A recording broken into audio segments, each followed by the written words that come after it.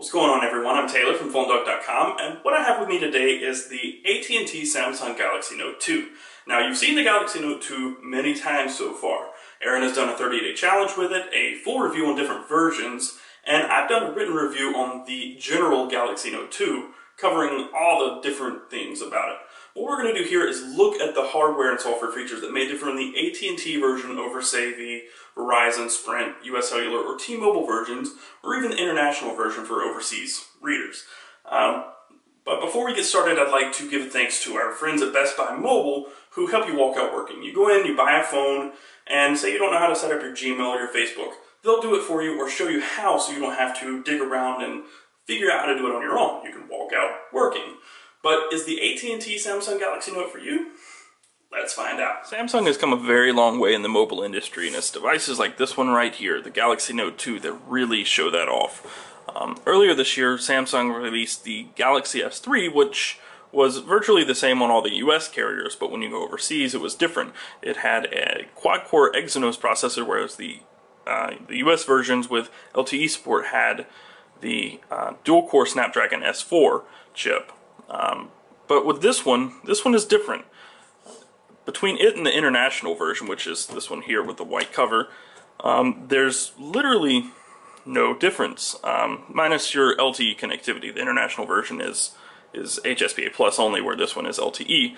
But inside, they both have 1.6 gigahertz quad-core Exynos processors, and on the outside, they are virtually the same. This one has AT&T branding, of course, but other than that, they are identical. Same buttons, same everything, colors, everything, which colors can change in time, but everything else is virtually the same on the outside and even in the hardware. But the big difference is going to be on the inside. You're going to see different apps and things that are carrier specific, like this right here. You've got your AT&T code scanner, family map, locker, navigator, ready to go, smart Wi-Fi, AT&T messages. You've got your hubs, your media hub and music hub, which I didn't see on the international version, and your mobile hotspot, my AT&T, and Riptide also came, I think, pre-installed on this one. I can't remember. But you can see most of these are ones that I have downloaded.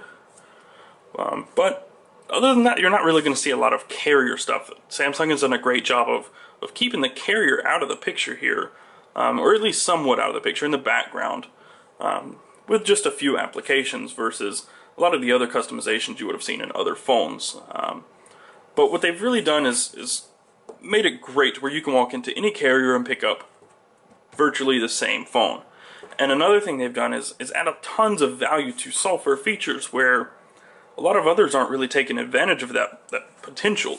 And what you can see here is kind of like this. You have your quick settings in the notification bar and your brightness toggle, which those are features that are going to be included in stock versions of Android come Android 4.2, but you know, how long is it going to be before you get those updates? No one knows, but it's great to have that option in devices like these.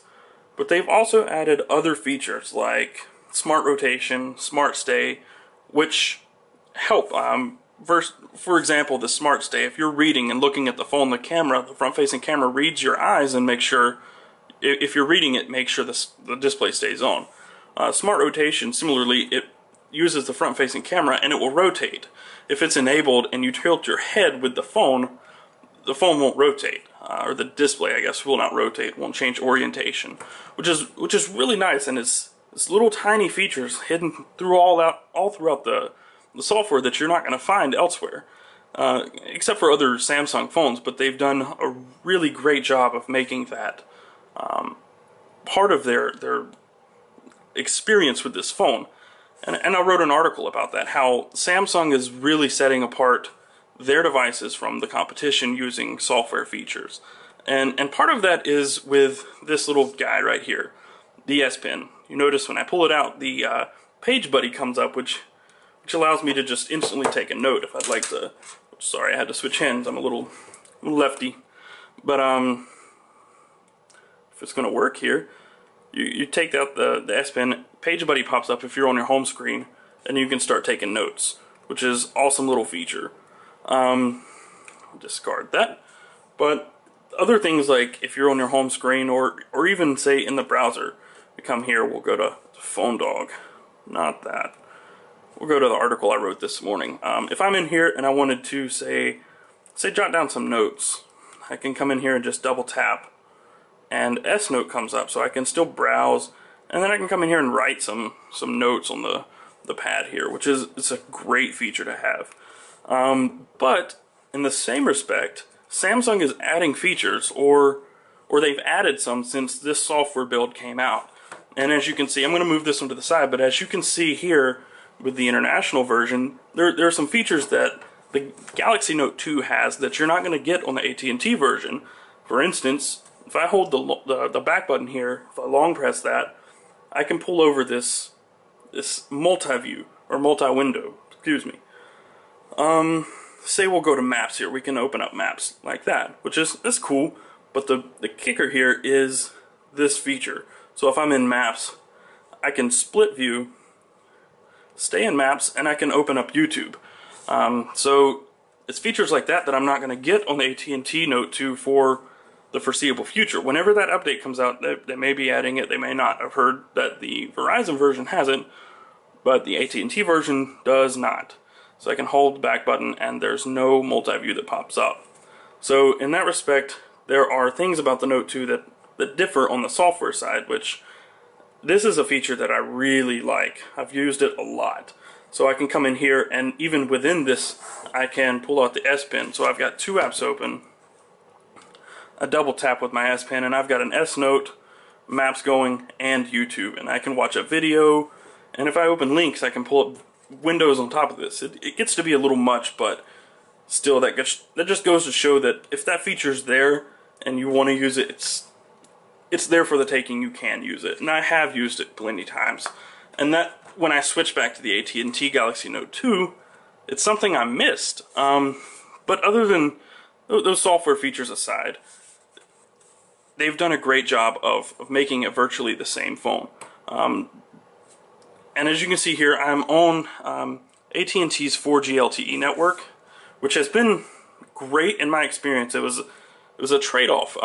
So I've been using the international version on AT&T, and I had to give up LTE for the software features. But LTE was something that I had a hard time giving up, and it's speeds. I don't know if I'm going to have a great speed test here. I'm not in a great LTE area, but so far speed tests have been great for me. I mean, 12, 15, my average, I believe, in my written review for this phone was around 25 megabits per second down and maybe 10 or so up, but it's a great advantage having LTE, and it's kind of a trade-off, which most of you aren't going to go out and spend $700 or $800 on the international version, but it's the features for this carrier branded version that you're trading. But in my experience, this one has been very great. The speeds are fantastic. The other thing is how quick it is. You notice, and that's no different than the international version. It's crazy fast. Actually, however, recently I've been getting a little lag. It's not like a stutter or lag where it takes a second to ramp up. That I haven't even experienced. But it's almost like freezing. I've been backing out of apps lately, and they've frozen. And I don't know exactly what that is or why it's happening or what it could be tied to, but I've had force closing applications and then a long freeze after I force close the app. But the quad-core Exynos processor, in I guess average use in most of my usage, has been fantastic. We can come here. Aaron's done a lot of quadrant standard scores. I don't really do benchmarks often, but I guess since it's my first video review, I can do a quadrant standard because I know somebody's going to complain that I didn't. So we can run that, and I'll try to keep talking while it runs. But it's been really fast for me. But the other thing that has been really great, and it's been great on both, the international version not having LTE has been a little better in my experience, but the battery life. Battery life has been fantastic. And that's because inside it has a 3100 milliamp hour battery, which is almost as large as the Droid Razr Max and Droid Razr Max HD with a 3300 milliamp hour battery. But this one has a 3100 milliamp hour battery, and even with LTE all day I've been able to get by without having to charge halfway through the day or every 4 or 5 hours. I've been able to make it 16, 17, even a day and a half on one charge. My sister got married last weekend right after I got this phone, and I charged the phone twice. I charged it on Friday, or overnight on Thursday night, and I plugged it up Sunday morning. So I used it most of the day, plugged it up Sunday morning, and I was kind of busy. I didn't use it a whole lot, but I used it throughout the day. And then I plugged it up on Sunday night. So Sunday morning, I used it all day Sunday. It was probably 50% by Sunday night. And then I plugged it, actually I didn't plug it up Sunday, I'm sorry, it was in the review. I plugged it up Monday morning, or Monday afternoon. I can't remember exactly. You can go check my written review. It's got great battery life. That's all I'm going to say there. I can't really show you the battery stats on it today because I've been swapping back and forth and turning it on, turning it off. So my battery stats are kind of wiped out. But battery life has been great. And if you see here, that's not at the sacrifice of power or speed. That's a 5939 for those keeping track with benchmarks. It is fantastic on performance, battery life, speed. It's great. But it all depends on what you want. Do you like AT&T's features? Do you need LTE? And if you're not willing to spend $700 or $800, you're not gonna splurge for the international version. Most people aren't. But next to the competition, the Galaxy S3 and say the HTC One X and other AT&T phones, this one is really, it's in a class of its own. It's a quad-core processor. I think the only thing that will even really come close to it right now is the LG Optimus G or the S3. They're pretty similar, but in my experience, this one has been a little more of a powerhouse, and it's a big phone. So if you've got tiny hands, this might not be the phone for you. I can't even reach around. I've got short fingers. I can't reach around the phone. I've got short fingers, but I still love this phone. I've got big thumbs, and I love this phone. It's great. So if you're up for that, if you need a big battery and lots of performance and you want to multitask and do different things, which once this update rolls out, you'll be able to do 2 apps at once. If you look for that, if you need that, this is the phone for you.